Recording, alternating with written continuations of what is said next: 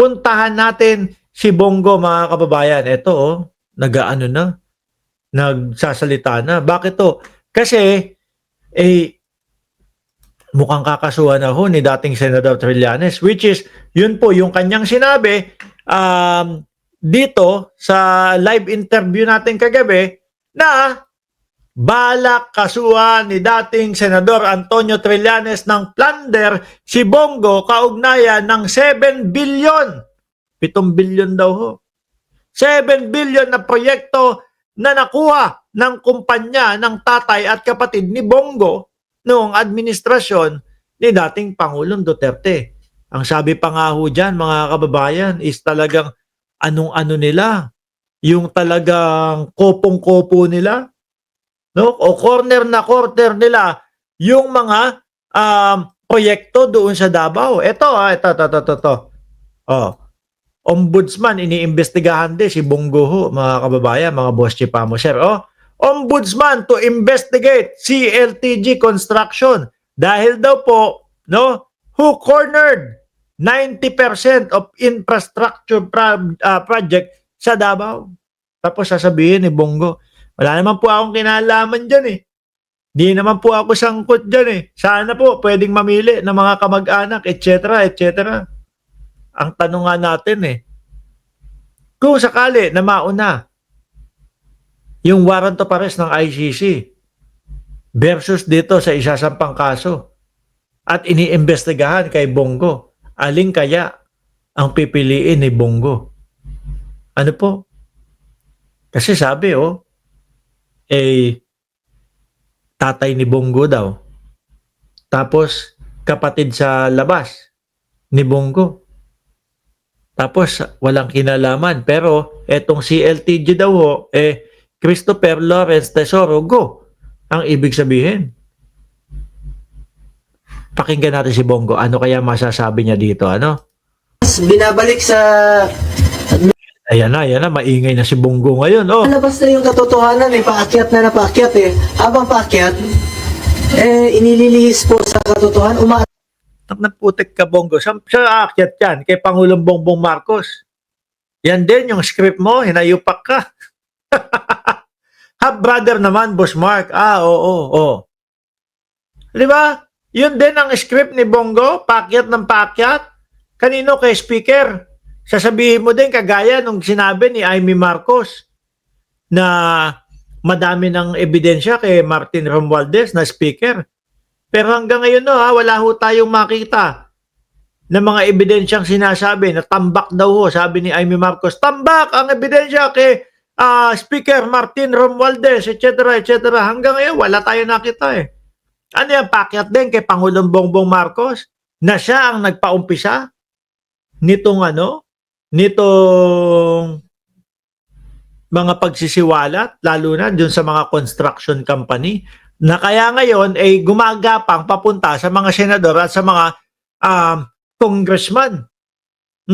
Mahihirapan kayo na ibintang yan kay Pangulong Bongbong Marcos. Wala kayong mga resibo eh. Hindi kagaya nung sa inyo, si LTG, Christopher Lawrence Tesoro Go daw, tatay pa, tapos half-brother pa. Atras, binabalik sa administrasyon ni... Kasi mas madami talaga doon sa administrasyon or dyan nag-ugat o nagpuno o nagsimula lahat ng mga yan. Ano sabi ng mga Diskaya? 2016 nang sila ay namayagpag. Dyan dapat mag-umpisa. Former President Duterte na wala naman pong basihan. Walang basihan? Anong walang basihan? Ang mga Diskaya na nagsabi, 2016, nang sila ay nag-umpisa dyan sa mga flood control na mayagpag. Pag tinitingnan yung mga proyekto, may mga substandard, may mga ghost project. Walang basihan ba yun?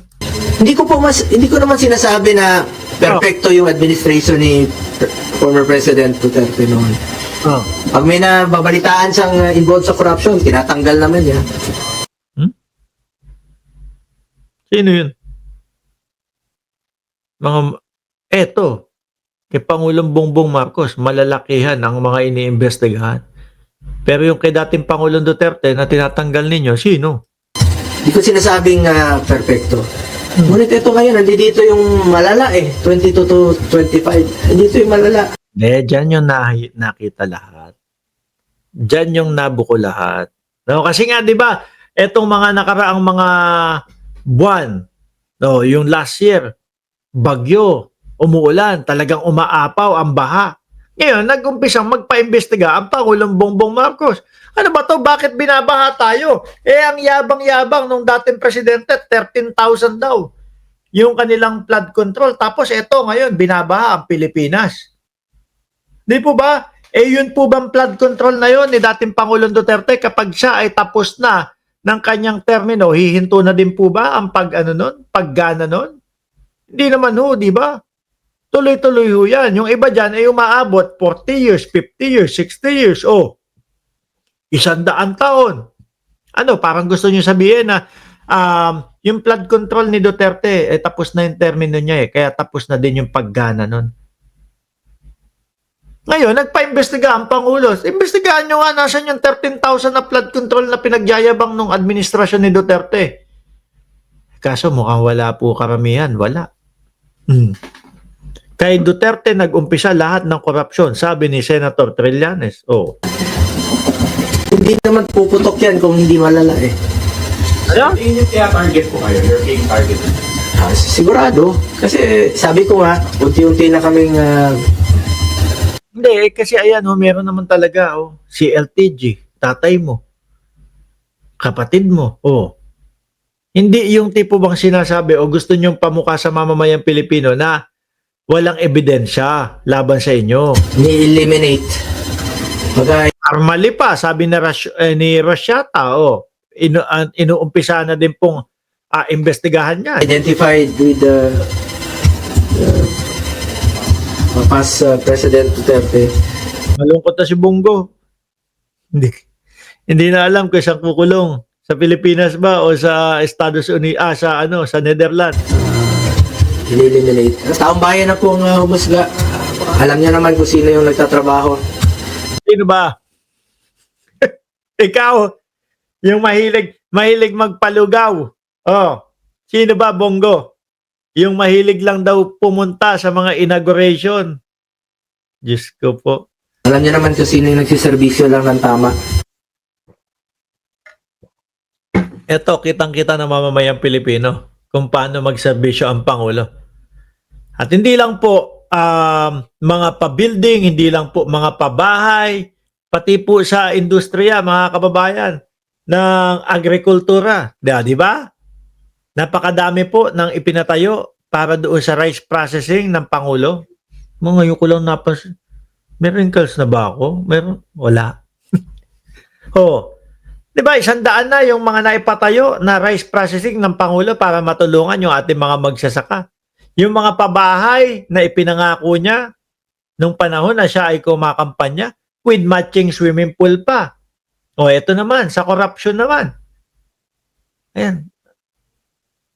Para may nakikita ko no? Ito naman, corruption naman. Ang Pangulong Bongbong Marcos din po ang nagpaumpisa nung sa pag-iimbestiga ng mga korupsyon dahil nga siya dyan sa mga flood control na yan. Nadamay na po, nasama na din po, pati po yung mga ghost project at napapangalanan na kayo. Napapangalanan na kayo. Pati yung CLTG mo.